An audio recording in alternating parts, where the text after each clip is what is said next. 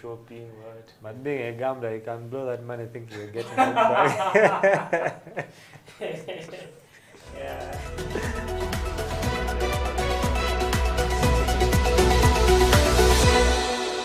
has the money, he just spoils it like a zero.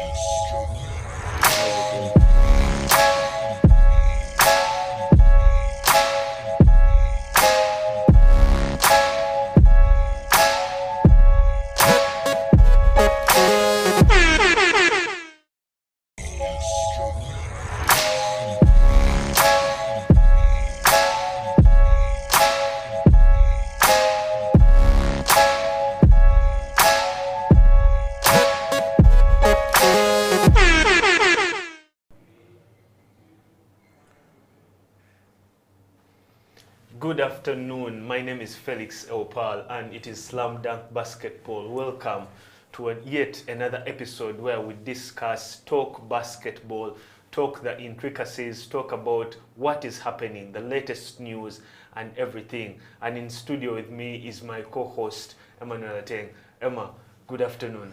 Good afternoon, Felix. Yeah, it is the festive days are just around the corner. Yeah. Let's start with what plans you have for the holidays before we get into the many issues happening around the game of basketball locally. We're talking earlier, and I think the first plan is to actually get a Christmas tree somewhere here. Oh, a Christmas tree is somewhere inside here, inside the studio. Yeah, I guess that, it would give you the feeling of, we're actually getting into the holidays. I hope it will have quite many lights, but I'm not going to be part of the decoration of that. I'm not. It's okay. You can bring the gift boxes and just bring the gift drop boxes, them under there. And in the game of basketball, as we start off the show, interesting stuff happening. Watoto upsetting Emperors, 61-48. The game has just ended, and it's not a result that many actually foresaw coming, including myself, with the way Emperors was prepared for this. Now Watoto get elevated.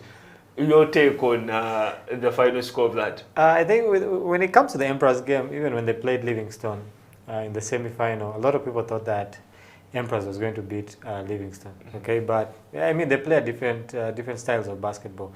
But Livingstone and Watoto play some similar kind of basketball. It's more of a running team, so it didn't come as a surprise to me. I knew that these Watoto young boys are going to outrun the Emperor guys and actually win the game. So for me it wasn't a surprise. To me it came as a very big surprise, seeing that Watoto has more experience. I mean Emperors have more experienced players. Yeah. They're players who have actually even played in the upper league, and then this is a moment where you'd expect them to be way more calm. Yeah. And they're playing stopping time. Yeah. And they know how to execute better. And here they were, and the result was flipped. You know how sometimes experience is good, but have you ever run with kids? Those boys run.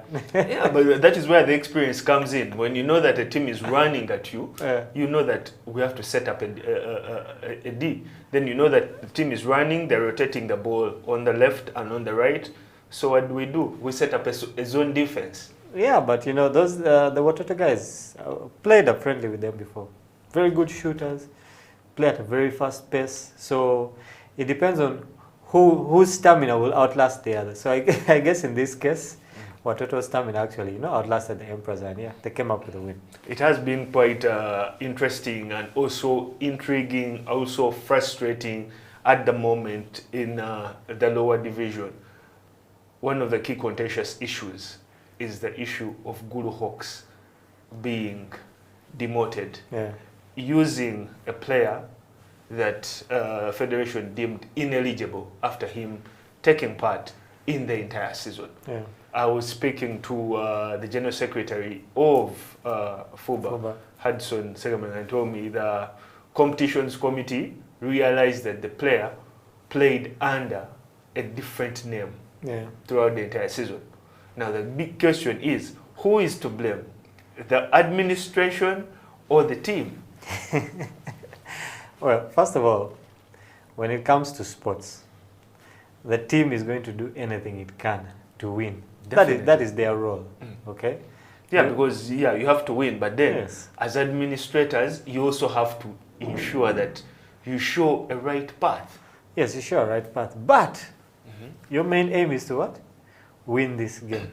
So sometimes people go with underhanded tricks to win. Okay, not saying that's what Gulu did, but when we flip it over on the side of the federation, yeah, how does a player play in the first part of the season under a different name? Then the same player again plays in a different part of the season. Gets into the postseason. Yeah. If we say they had some plastic surgery and changed the way they look, okay. But if the man looks the same as he did in the first part of the season, and is the same guy, and you guys actually don't realize that, oh, they just switch names, then there is someone who's not focusing on, someone who's not doing their job right. Because someone has been in the league for the entire season. Someone has actually taken part in the first set of the postseason, that is the quarters. Then you get to realize in the semis that, oh, Emmanuel Ateng was playing under a different name. Yeah.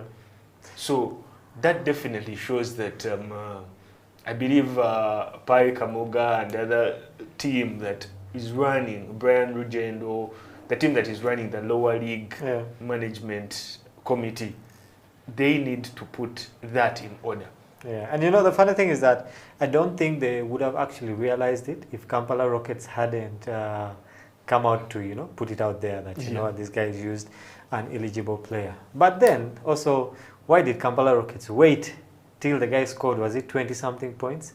And they were beaten. He actually scored 27 points. 27 points? Yeah. What were they doing in the in the first part part of the series? 27 points against them. Yeah, so what 27 points, 4 assists. Yeah, so what were they doing in the first game?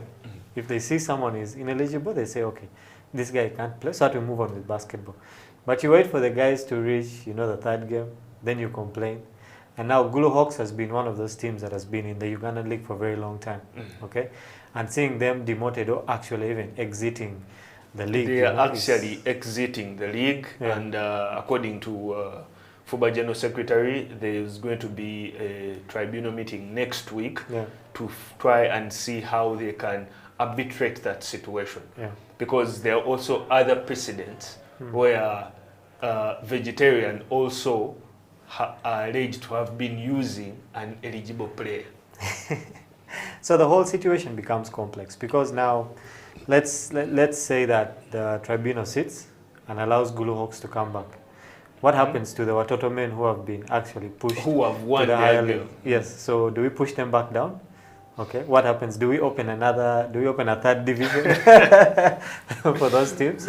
Well, for the federation, those are some of the issues I think, Emma, we've discussed here once and before. Some of these things shouldn't be happening if Ugandan sport is going to develop, not just basketball, all the other disciplines. These are the things that actually chase away sponsors. Lack of consistency, lack of discipline, lack of following the rules and regulations. Because now, I believe the appeal by Gulu Hawks has caught the federation in a catch-22 situation, whereby we're like, what should we do? Should we get both teams to the table, or 3 of us on the table, and we discuss this out, or should we actually replay the games?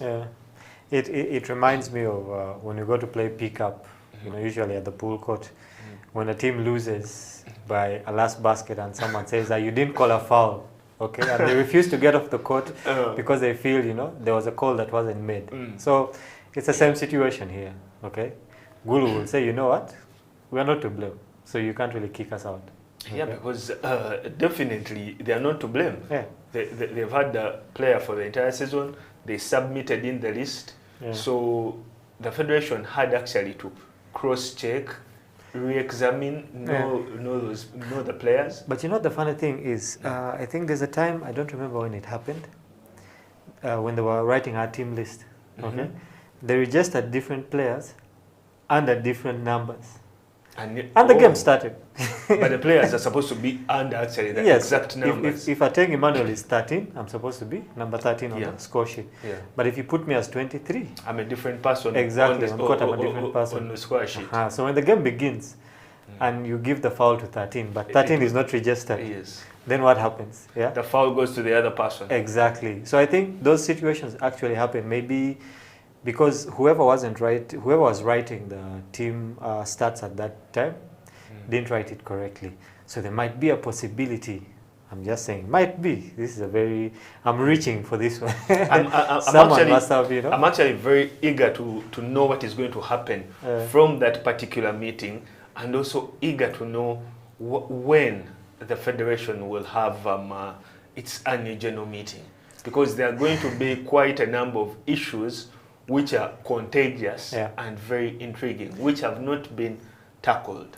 I wish they could actually just put that on Zoom so that we can all be available to watch what happens in that meeting. Well, hopefully, the saying that Federation is saying that the annual general meeting should be coming up soon, and also the issue of the FUBA CEO, who is supposed to be handling, and the man who we are supposed to actually be pointing the guns to, and is also the one supposed to be giving us the answers and the solutions to this. So the General Secretary says the person is already selected and is just awaiting announcing. But we are yet to know or find out how true this is or who this person is. Well, whoever they are, I pray that they're a spin doctor because they have to spin and weave all these situations that have been going on. It's not just this one. Issues with the national team, issues with league resumption, you know, all these other things, issues with the international players and having only 4 of them on a team, all these things. People are going to complain. So whoever that the CEO is, you know, I hope they're ready for this storm that they're getting into, because it's going to be a nice one. Yeah, that takes me to the point of leadership and administration, but mostly leadership. So you clearly can see that with everything that is happening with the Federation of Basketball in Uganda, there is lapses in terms of leadership. And without that, we are going to continue having more and more and more issues. For instance, we have a very interesting fixture that is going to be happening later. Raise Life and Our Savior. Now, in case the victory goes to the other side and the other side comes back to appeal, the Federation is going to be back in the same situation. But anyway, for the Raise Life and Our Savior game, unless you know the reffing is really bad for that game, which is happening actually later today, I don't see why there would actually be an appeal in that game. I know it's a high stakes game for right now. It's they are both tied. Yes. Yeah. For our viewers out there, we are live Facebook, Twitter, YouTube, and on our website houseoftalentug.com, and we're discussing the encounter that is going to be happening later today. Raise Life, Our Savior. So for the odds of this game, Raise Life versus Our Savior, first of all, everyone is fighting to, you know, be that top team that gets promoted to the new NBL that is going to have 14 teams, which I believe is really going to be it's going to be quite a mouth-watering season. I remember, I don't know who was hosting last time, and was saying if we could have more games, you know, in the NBL. And these 2 teams being promoted has actually given us more games. More games, more drama, more intrigue, and more thrill. It's going to be interesting. And I don't know, I would say that Our Savior will take this game. It's going to be a hard-fought game, might even go into overtime. But today I'm calling it for Our Savior. You're calling it. But Raise Life is an excellent team, especially their point guard, Gideon, superstar player. Okay, but well, Emma is calling it for Raise Life for today's big encounter to determine which team is going to make it to the top league. We return after this short break. It is Slam Dunk Basketball.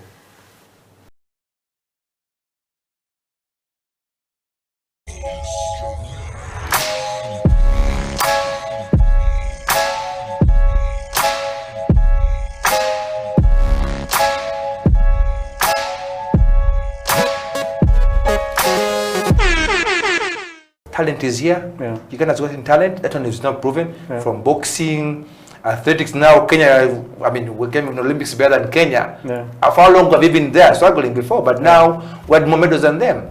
So the key thing here is corporate companies, please come aboard. Yeah. The government will do their part. They will also squeeze whatever they can to come through. Yeah. National councils will also keep on budgeting to see what they can do better on us. And also federations, all of them, basketball, football, whatever they come through. Let us have a fair share to everybody. Yeah. I know football gets the biggest share in Uganda. I don't know why, but because I know my small analysis is athletics and basketball right now, and netball. Those are the top 3 games in Uganda that have carried athletics, netball, basketball to continental and worldwide. We're doing so much. Yeah. So we need to also get a fair share to compete with football, which is getting $1 billion shillings plus. Yeah. We should be given that opportunity.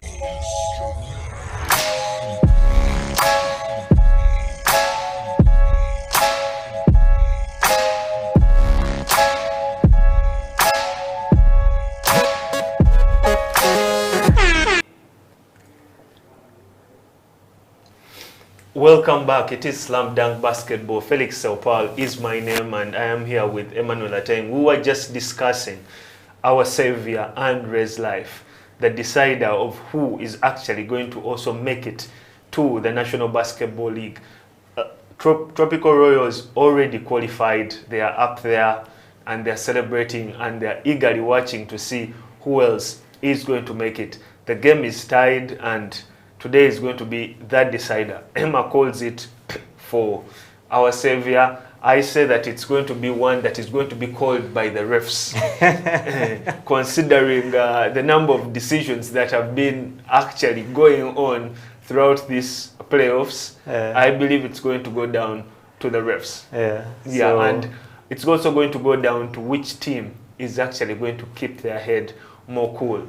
Because, you know, a ref calling a blocking foul on you and then a walk on you, a travel, which actually you can clearly see that is not accurate, is in a way going to work up your mind. So to me, it's going to be determined by the refs. It reminds me of Makerere Open that used to happen at Makerere whenever it was like a final game and Makerere was there. When any stupid calls were made by the ref, or any calls that were deemed stupid by the Makerere students, the game would end there. I remember the one would always be from one of the fans in the stands. Tuguiwe. Tuguiwe, that's it. As long as another person also calls the same, Tuguiwe, and that was it. And then you'd have to replan for a game. And yeah, I mean everything actually almost comes down to the referees because they decide the game. All right, so I pray that the referees are on their A game.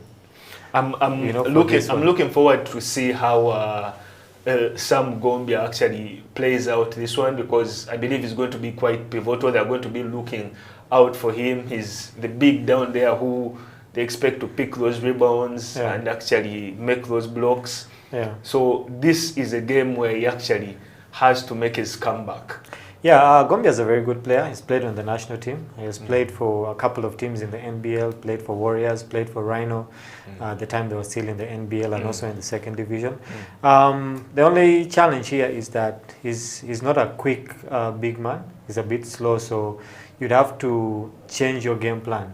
Down in the D-League, it's, who's faster wins. So you'd have to change your plan around Gombia so that it's a slower game. When it comes to Ray's life, they have the Sudanese boys, who are very athletic, who are quick big men, but they don't have as much experience as Gombia. And that will actually put him in a situation where he's prone to fouling easier. Yeah, he will foul more. So as much as it will come down to the refs, I also believe that the coaches are really going to play a very big role because they have seen themselves play throughout the season, throughout the playoffs. So it depends on which coach is going to come up with the best plan. And then it's up to the players to actually execute this plan, But at the end of the day, all these things said, it's going to come down to who wants it more. Is it Ray's life or is it our savior? You see, in sport, there are different things. There are tangibles and the intangibles. Now, one of the key intangibles is attitude.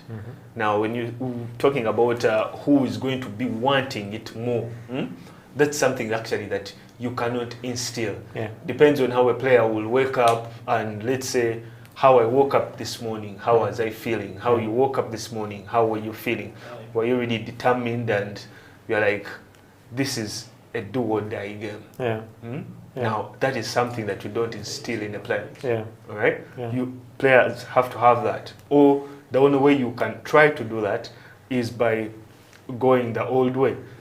Call them up and have that inspirational speech. Give them that inspirational speech. To dose of motivation. To gear them up and tell them, you know what, we're not walking off that court unless we have the W. It doesn't matter if it comes by 1 second, 1 basket, 1 point. So that is what is actually going to make it very interesting. And the other intriguing thing, which FUBA actually should also be praising and thanking themselves for, is that the fans are coming back to the stands. When you actually go down to the YMCA, you can see that the crowd is there. It's not like the other time where the numbers were extremely very few. I remember at the start of the invite tournament that Power Basketball Club hosted, the first weekend, there were hardly any fans. Stands were really empty. But as the weekends went on, second weekend, third weekend, the stands started getting more full. People started coming back and everything. And I also admire the way the YMCA is handling the SOPs. Right from the gate. All the way. You have to have a mask. They have water stands built. Wash your hands. You are sprayed and everything. I like that. And it's very encouraging for the game of basketball. I wish other disciplines can also start following suit like that. You know, the irony is that FUBA is a body that is supposed to actually be regulating these things when it comes to the game of basketball. And they have done a good job so far. But you see that, first of all, the division leagues, the D leagues, actually continued with their season when FUBA couldn't. Then you have Power coming up with a tournament and observing the same SOPs that the NBL could have done and earlier. Doing it very well. Which we could have done earlier, and you know, the league actually would have continued. But I'm glad that these few entities are coming up to show, you know, the bigger body that, you know what, we can actually run basketball in Uganda. All we need to do is be committed to a few things here and there, and we continue. Because actually the credit of this happening is not actually going to the federation. The credit of the SOPs being followed at the YMCA are going to the institute. They're the ones that have instilled this in place. Now, as a federation, this is a venue that you use. This is a venue that is home of Ugandan basketball, without a doubt. Now, why isn't the federation also putting in more effort towards this? That is the question of the hour. And I wish whoever is out there, if you're watching the show, you know, hit us up in the comment section. Let us know, why is FUBA failing to, you know, follow these SOPs that, you know, these other small entities like different teams are doing, like the D League is doing. Why can't we, you know, also follow the same SOP so that we can get on with the game of basketball? Hit us up in our comment section. Remember, we are live on our YouTube. That's House of Talent Uganda live stream. On Facebook, House of Talent Uganda. HTV1 on our Twitter. And we're still discussing the game of basketball. And yeah, I mean, league is going to resume next season, okay?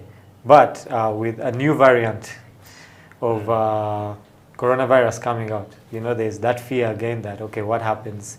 You know, God forbid, okay, that we get into the same situation that we were. But in the event that we do, then how does basketball resume? Because other sports are going on, and we're losing out. We're losing out, and just one of the interesting comments I have here from someone that actually we have hosted on the show, Bashir Wogem, saying the federation should actually get people who work there for as a job. 8 to 5 instead of people who just volunteer.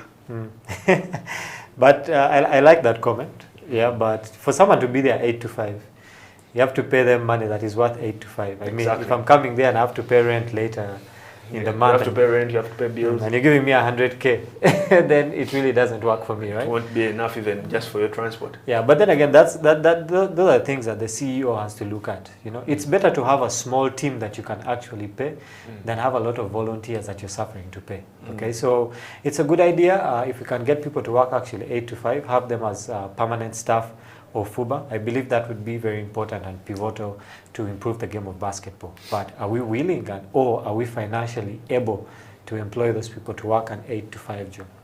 The issue of finances has always been something that is synonymous and I would say a chronic problem when it comes to discussion of Ugandan basketball and implementation of policies and execution of so many things in terms of Ugandan basketball.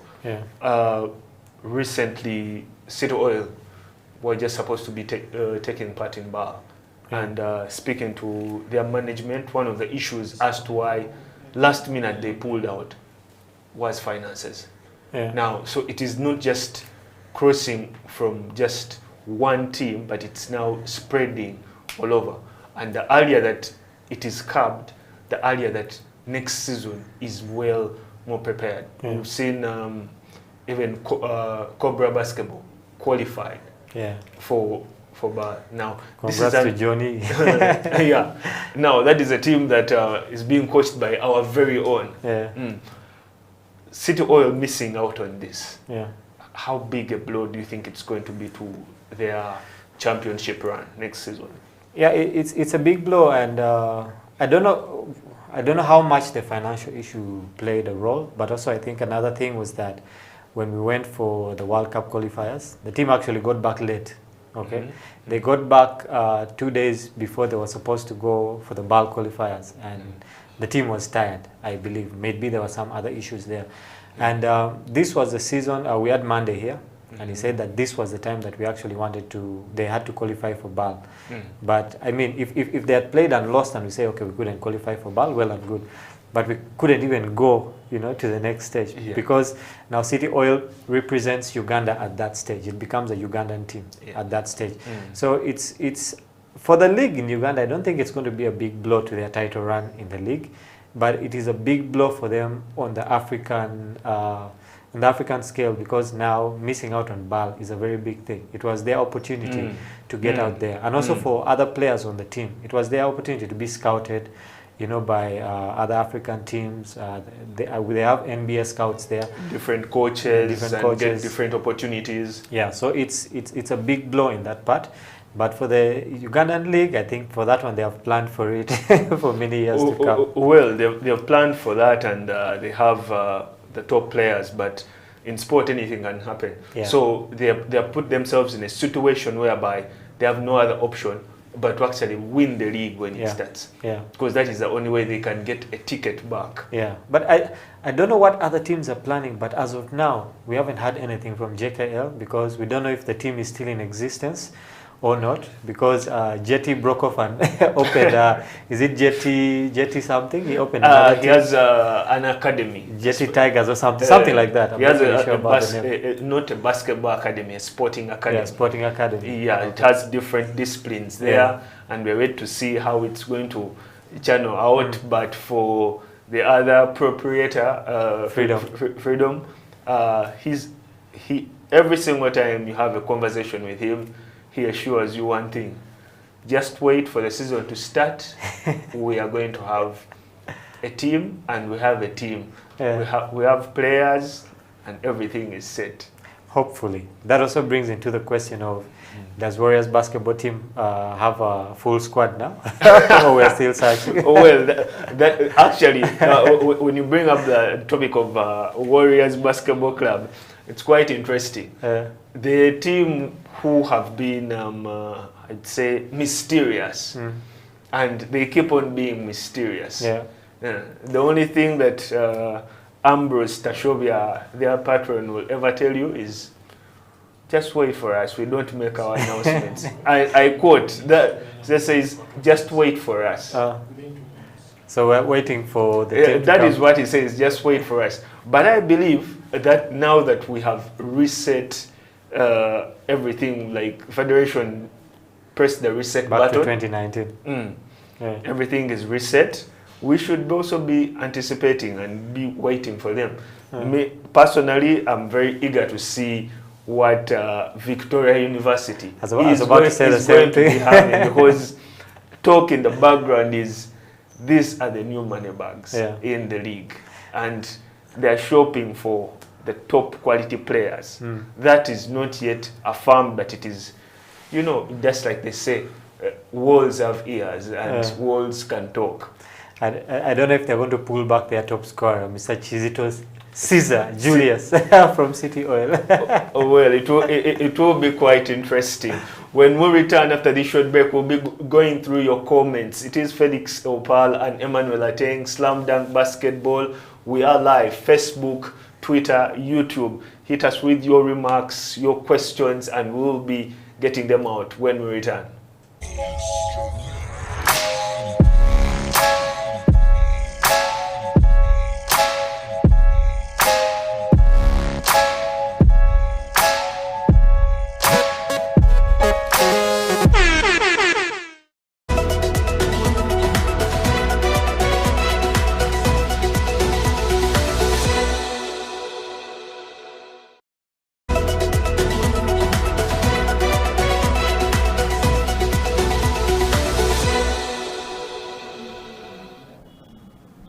Bronny, you're in the medical field, okay, and most of the people who are in the medical field, be it pharmacy, be it medicine itself, they always disappear.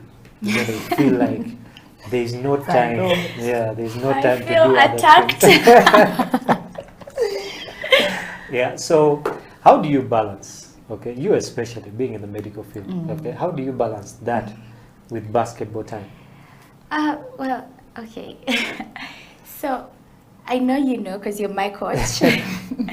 You know that I'd taken the year off since COVID March because I had a lot. I have a crazy schedule. I study even on the weekends, and I just couldn't also show up for training. So many times I would show up late. Maybe I'm missing something at school to show up, or I'm doing something at school and missing training, and it was showing on the court. And I do not like to do things half-heartedly, so I decided to take a break until I can regather myself and be able to do both of them without losing any of them. But how I try to balance, people have always asked me this. Number one, it's grace of God. I wake up in the morning and I'm like, God, I need to go through this day and I need to do all these things. But it takes a lot of discipline. The things my friends are going to do, but I'll never do them because I don't have time to do it. So you have to have discipline, prioritize, know what you have to do at what time, have a timetable and follow it. No procrastination. I do not get to lay around and say, I'm not in the mood to do this. I either do it at that time or there is no other time to do it. So yeah, basically you just have to be committed, be consistent, try to make sure that you're showing up for each, and when you're there 100%. I know when I was training, I would have only evening times.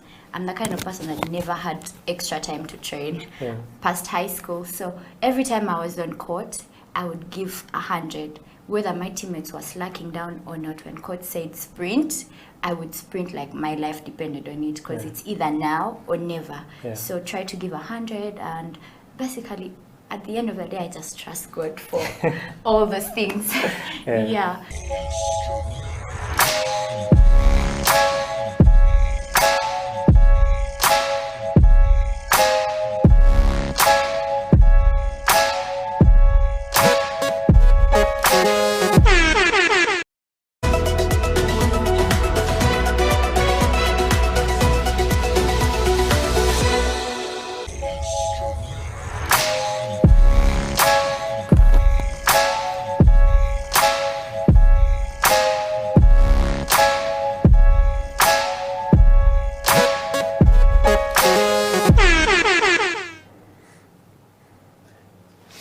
Welcome back. It is Slam Dunk Basketball Talk. Felix Eupal is my name, and we're having just a discussion here concerning the various issues happening in Ugandan basketball. We're talking about City Oil, and we're requesting you for your comments and remarks. And Emma, it is quite interesting here. I have Calvin Kasule saying that City Oil should come out clean and actually say that they couldn't handle being at BAL at that level. So, well, I'm sieving through some of the comments. Then I have another Hudson here who says that the national team should actually change and have trials before they go out again. Yeah. Well, on the first... two very interesting comments from the ones that I've got in here in my inbox. I think for the first comment, City Oil, okay, was the team that would make it for BAL. I don't think they chickened out and said, you know, the competition is too much for us. It's not that team. If we look at the teams, Cobra qualified. I believe that City Oil, you know, can actually go toe-to-toe with Cobra and also the other teams. Yeah. So to that guy who said City Oil couldn't handle, they can actually qualify. Yes, well, everyone is entitled to their opinion, so that is his opinion. Yeah. The other comment was about the national team having trials. Yeah, I think the last time we hosted Monday here, the national team coach, well, we actually talked about if there was a possibility of having a structure whereby we have, you know, we have training running throughout the whole year with different guys from the league. Yeah, and the other day I was thinking, if we were to have new people joining the national team, okay, we've had 2 years of basketball that really wasn't up there. So how do we spot talent? Yeah, exactly. When the league is not happening, okay. So one of the things that we can actually do is have that structure whereby we have different guys, you know, vying for, you know, a spot on the national team. So they go through different trainings. This won't only improve the quality of our national team, but also the quality of our league, because these same players are going to play in the league, and then they're also going to have more aspirations of actually putting on the Silverbacks jersey. Yeah. So the issue of the trials is something that I believe this gentleman is actually right on that. Yeah, it's a good comment. We should look into that actually. Yeah, the only other issue would still come in would be the resources of actually how that is going to be run. And then we're going to be having to go back to scenarios of that there's no money, and then we wait for a bailout at the last minute. Yeah. But I mean, if let's say in your family, Felix, okay, you have a situation whereby you're the breadwinner, you always, you know, get money from here and there, and this time around Christmas comes and, you know, there is no money. Yeah. I mean, you have cousins and you have aunties and uncles. Sometimes it's better to go in-house. Tell each person, you know, give me a 10K. You know, and then you basically are saying the federation should outsource. No, in-source, more like in-source, because we have 4 divisions actually. Do you know how many basketballers we have in Uganda? Well, you cannot actually tell, but I believe we have the biggest league in East and Central Africa. Yeah, so that's minus the supporters of basketball, you know, people who love to watch basketball, people who are affiliated with basketball. Imagine you get 10 to 20K from each person. Yeah, could work for us. Okay. No, that is actually something interesting. I remember just here before the national team traveled, there was a suggestion of every member of parliament contributing 100K to get the team there. Yes. And it actually didn't pass. Yeah. Then there was also a suggestion on various basketball forums of the fans there, the people on those platforms, actually contributing 10,000 shillings each, or whatever amount they could. Yeah. And there was a request of, can someone start up actually an account, a bank account, or put their certified numbers where people can send mobile money to those accounts. And there were so many fans, so many enthusiasts, so many people following the game, not just here in Uganda, but even in the diaspora, who are saying, who is managing this so that we can actually give them the money for the team. Yeah, that's the other issue, trust. You know? People don't trust who's handling this money. They were not actually willing to only just contribute for that particular tournament, but they're saying, can we set up that fund so that in case of further tournaments, anything, player gets injured and all that, there's at least some money on the side, which we know that someone has just contributed. Yeah. And all we need is just someone to be there managing that and handling and giving their accountability. Yeah. So who do you think would be best to be in that position? I don't know who would be best, but this is what I would say. Okay? Don't give it to someone who's involved with basketball. Quite interesting. Why shouldn't it be? I thought it should be given to someone who's involved in basketball because they are playing the sport. They know what it takes. They know what the players go through. Yeah. They know the struggles of actually wanting new sneakers, wanting knee pads, and everything. Yeah, it's okay to include them. Let's say if there's a committee, you know, but the top person should be a sharp financial brain who will actually grow our money instead of just using it. Yeah. Instead of it just sitting. Yes, just sitting there. You know, we need a business mind. Someone who looks at sports as a business. You see how the NBA operates? It's business. Yeah.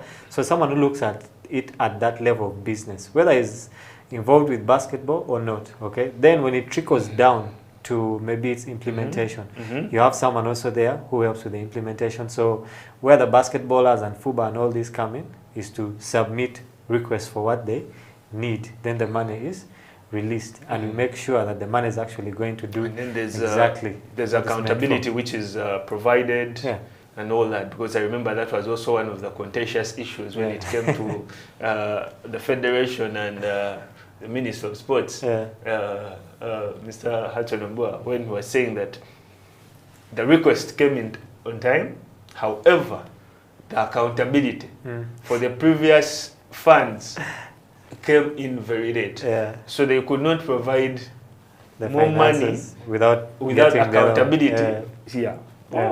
That would actually be very interesting. Yeah. Then the other thing is we have a lot of companies in Uganda, you know, and these are big companies with CSR budgets. Okay, I mean, why doesn't the government or the NCS itself just say, you know what, as part of your CSR, okay, pick a sport in Uganda that you can actually put money into, so that when it comes to national team duty for Uganda Cranes, for the Silverbacks, for the Gazelles, for the cricket guys actually supposed to go for, I think, World Cup qualifiers, or they have qualified for World Cup, one of the two.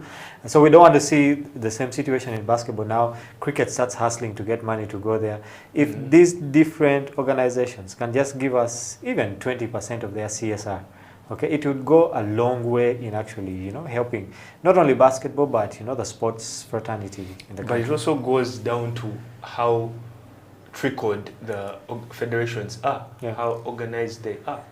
We've just been discussing here. As basketball, we've not had an AGM.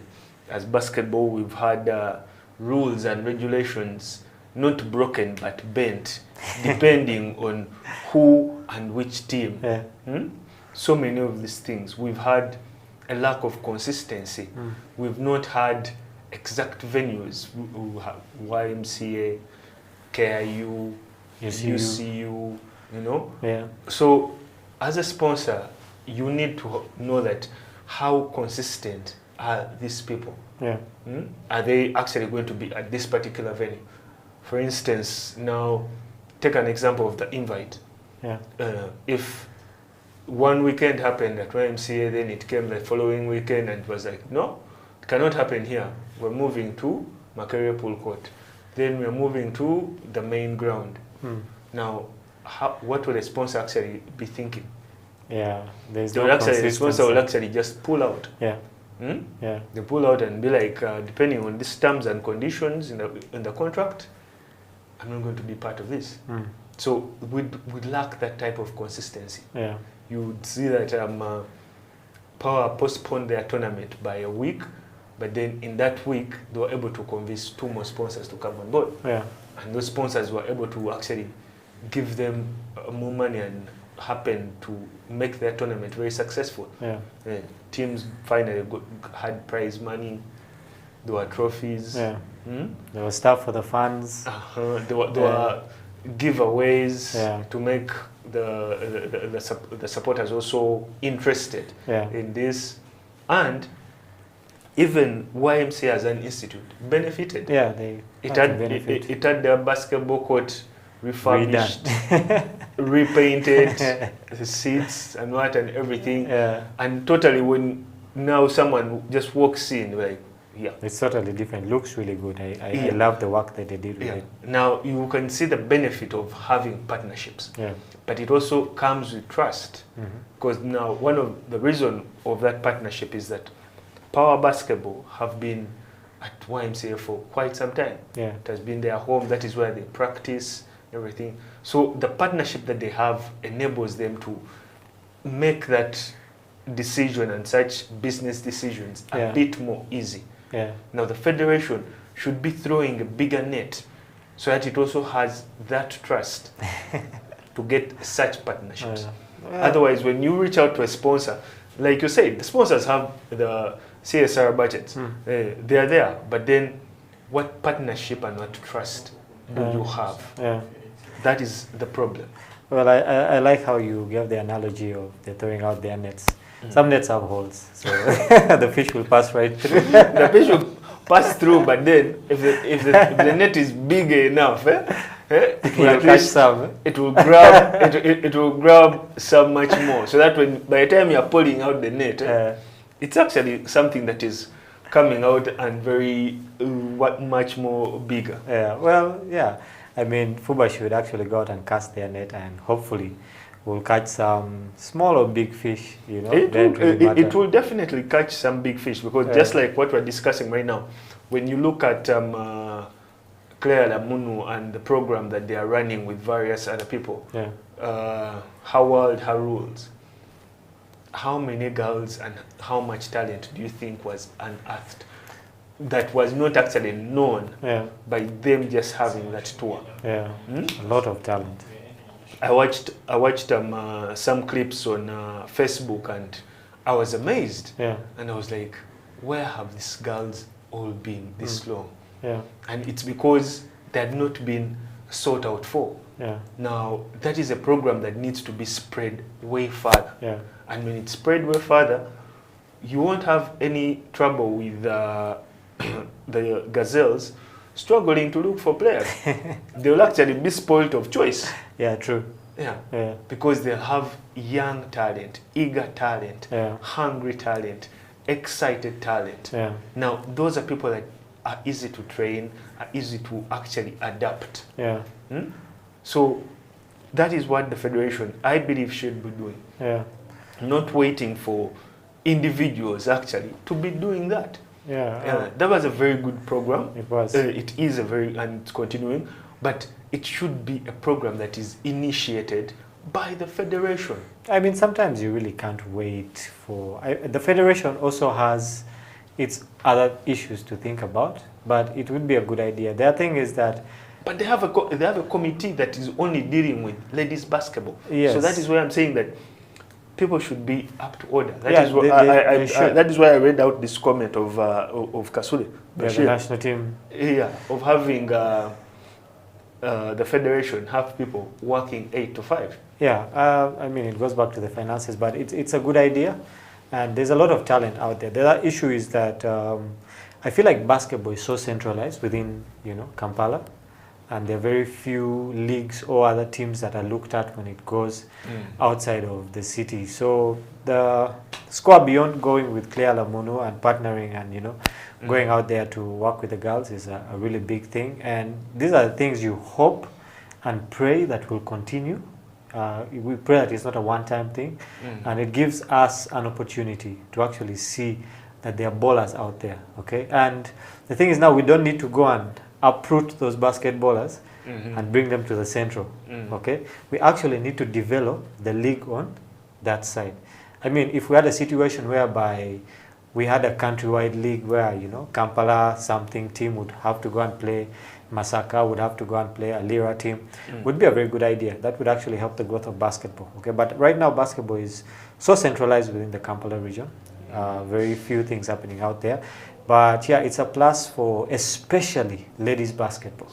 that is always, pushed under the carpet. Yeah. That is what I really admired.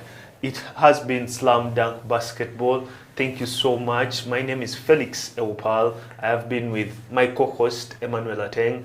Catch you next time. We'll still be following your comments and responding to them as you send them throughout the week. Have a blessed one.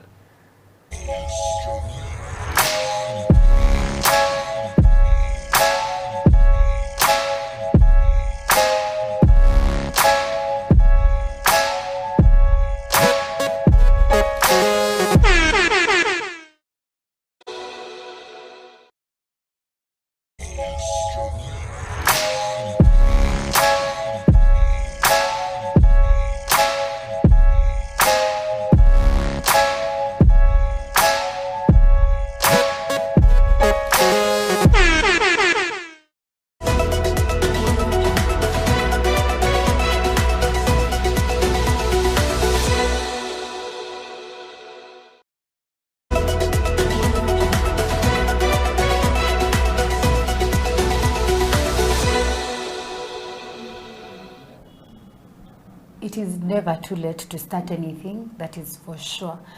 You can start on anything and everything at any time. It is not yet, time is not lost, you can do it. Yeah. Put God first, like Bernie said, put God first. Number 2, me, I have a mentor, she's called Letitia, the one of KCCA. She will call me to ask me, did you train? Get that one person that is going to do that for you, and I thank God for her.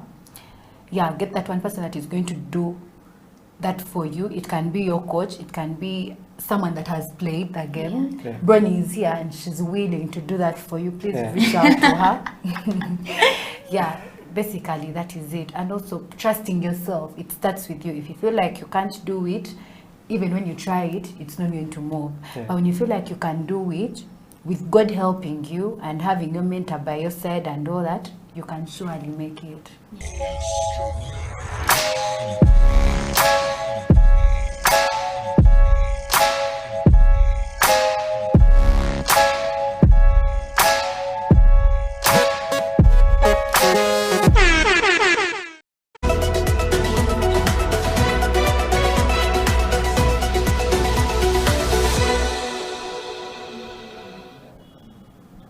Bronnie, you're in the medical field, okay, and most of the people who are in the medical field, be it pharmacy, be it medicine itself, they always disappear. They feel like there's no time. Yeah, there's no time to do attacked. other things. Yeah. So, how do you balance? Okay, you especially being in the medical field. Okay, how do you balance that with basketball time? Well, okay. So, I know you know because you're my coach. You know that I'd taken the year off since COVID March because I had a lot. I have a crazy schedule. I study even on the weekends, and I just couldn't also show up for training. So many times I would show up late. Maybe I'm missing something at school to show up, or I'm doing something at school and missing training, and it was showing on the court. And I do not like to do things half-heartedly, so I decided to take a break until I can regather myself and be able to do both of them without losing any of them. But how I try to balance, people have always asked me this. Number one, it's grace of God. I wake up in the morning and I'm like, God, I need to go through this day and I need to do all these things. But it takes a lot of discipline. The things my friends are going to do, but I'll never do them because I don't have time to do it. So you have to have discipline, prioritize, know what you have to do at what time, have a timetable and follow it. No procrastination. I do not get to lay around and say, I'm not in the mood to do this. I either do it at that time or there is no other time to do it. So yeah, basically you just have to be committed, be consistent, try to make sure that you're showing up for each, and when you're there 100%. I know when I was training I would have only evening times. I'm the kind of person that never had extra time to train past high school, so every time I was on court I would give 100. Whether my teammates were slacking down or not, when coach said sprint, I would sprint like my life depended on it, because it's either now or never. So try to give 100, and basically at the end of the day, I just trust God for all those things. Yeah.